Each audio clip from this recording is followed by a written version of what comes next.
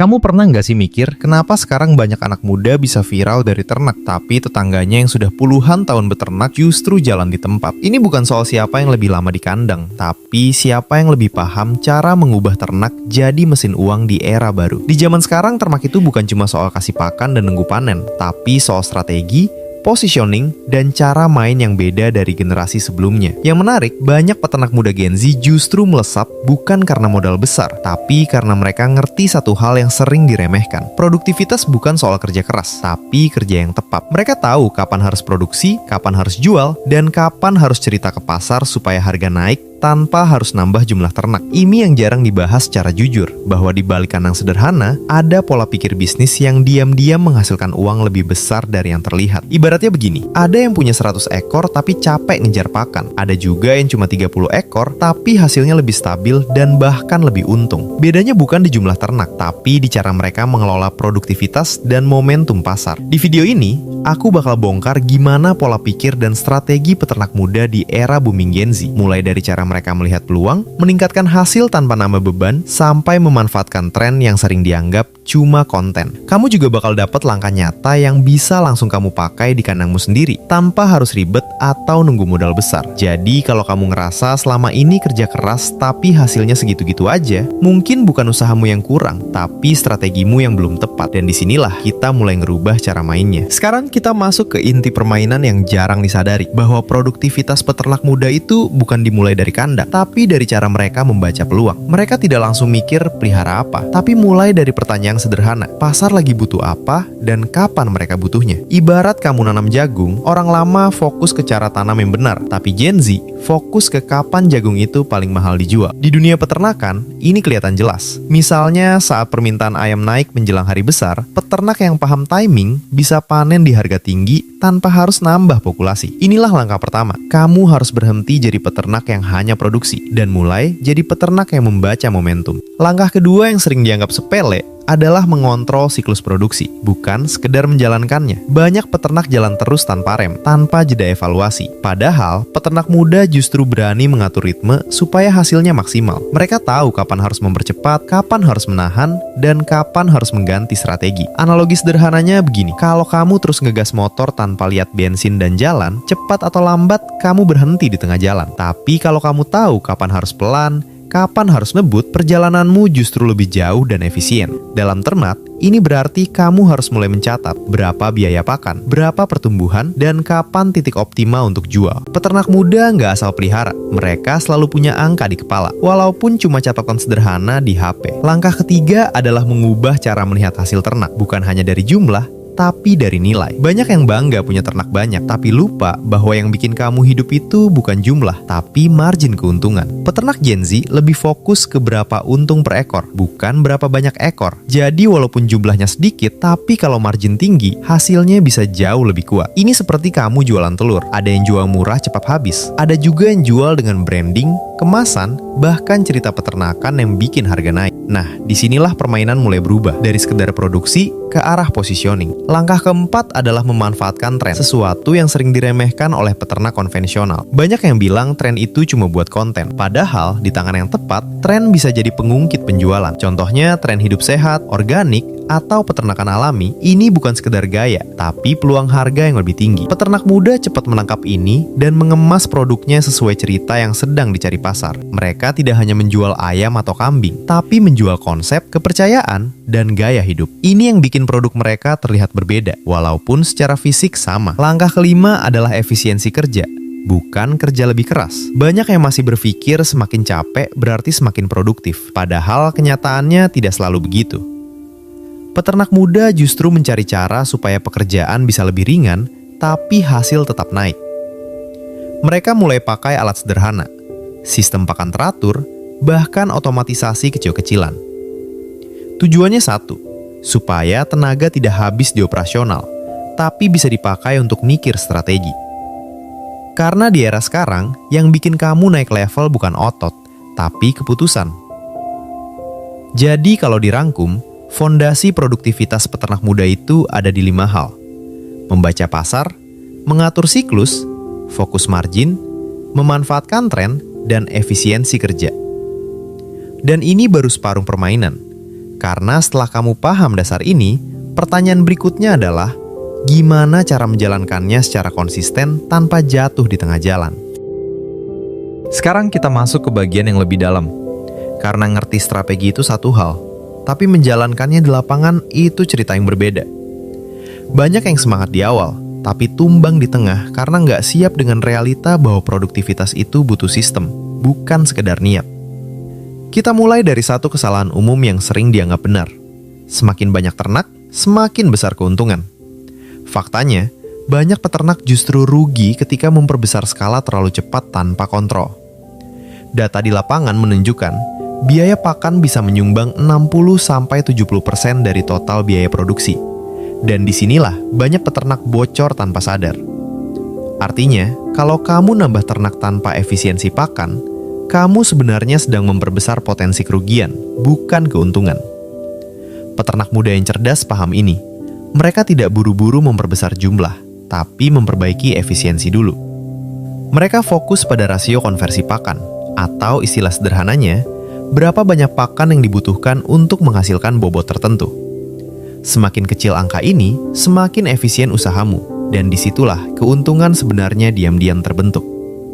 Analogi gampangnya begini, 2 orang jual nasi goreng.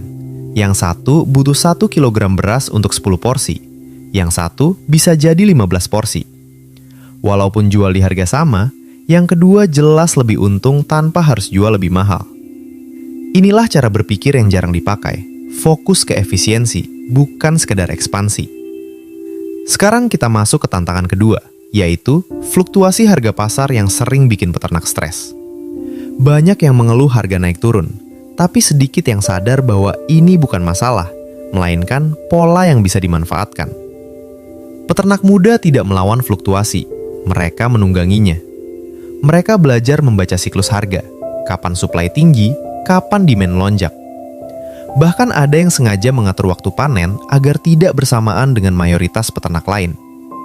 Hasilnya sederhana tapi kuat.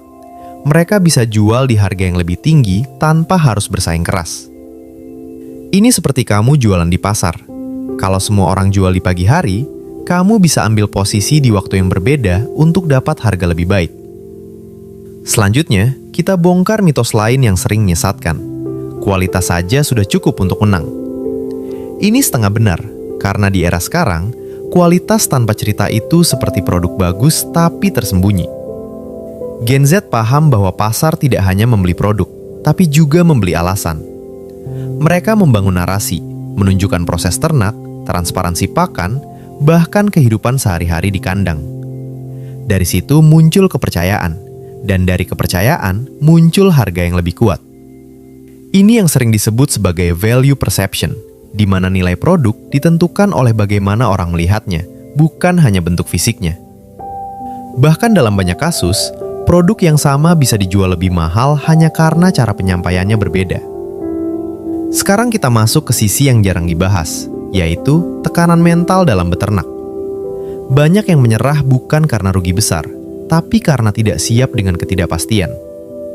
Peternak muda yang bertahan biasanya punya pola pikir jangka panjang. Mereka tidak panik saat satu siklus rugi, karena mereka melihat usaha ini sebagai permainan berulang, bukan sekali jalan.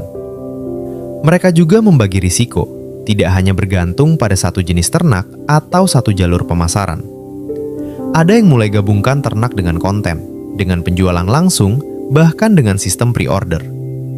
Ini membuat arus uang lebih stabil dan tidak bergantung pada satu titik saja. Dan disinilah letak perbedaan paling besar.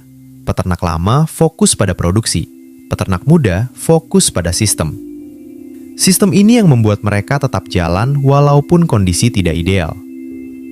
Jadi kalau kita tarik garis besar, produktivitas di era Gen Z bukan soal siapa paling rajin, tapi siapa paling adaptif. Siapa yang bisa membaca data, membaca pasar, dan mengatur langkah dengan sadar, bukan sekedar ikut arus. Dan ketika kamu sudah sampai di titik ini, kamu bukan lagi sekedar beternak, tapi sedang membangun mesin bisnis yang bisa tumbuh.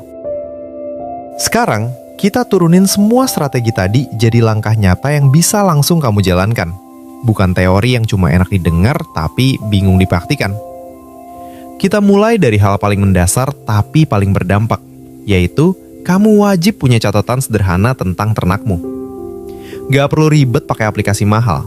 Cukup catat berapa biaya pakan harian, pertumbuhan bobot, dan harga jual di setiap siklus. Dari sini, kamu mulai bisa melihat pola. Mana yang untung, mana yang cuma bikin capek. Ini ibarat kamu nyetir malam hari. Tanpa lampu, kamu tetap jalan, tapi penuh risiko. Catatan itu lampumu. Dia bikin kamu lihat arah dengan lebih jelas. Langkah kedua, mulai atur siklus produksi dengan sadar. Jangan asal jalan terus tanpa jeda evaluasi. Setelah satu periode panen, berhenti sebentar untuk hitung hasilnya. Apakah margin naik atau justru bocor? Dari situ, kamu bisa putuskan, lanjut dengan cara yang sama atau ubah strategi. Peternak yang berkembang bukan yang paling cepat, tapi yang paling sering memperbaiki cara mainnya. Langkah ketiga, fokus perbaiki efisiensi sebelum nambah jumlah ternak.